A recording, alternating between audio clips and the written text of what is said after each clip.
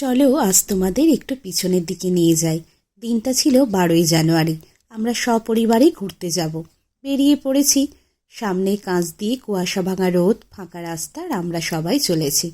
Long রাস্তায় একটু খেতে খেতে যেতে আমার খুব ভালো লাগে।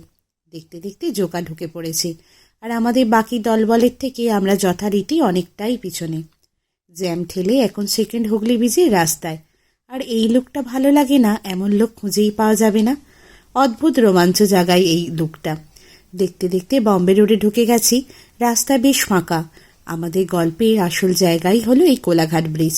এবার অনেকেই আন্দাজ করতে পারছো আমাদের গন্তব্য কোথায়। হ্যাঁ, খিরাই, ফুলের দেশ। মেন রোড থেকে আমরা খিরাইয়ে গ্রামের দিকে এখন ঢুকছি। প্রচুর ভিড় ছিল সেদিন।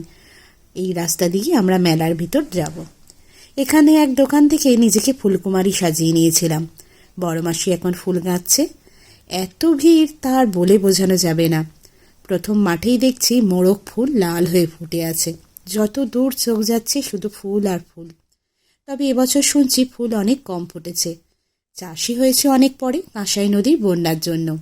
মাঝে মাঝে তীব্র হর্ন দিয়ে ছুটে যাচ্ছে ট্রেন। ফুলের দেশ থেকে এবার গুটি গুটি পায়ে বেরিয়ে আসার পালা। তখনও দুপাশে ক্ষেতের দিকে চোখ, শুধু ফুল আর ফুল।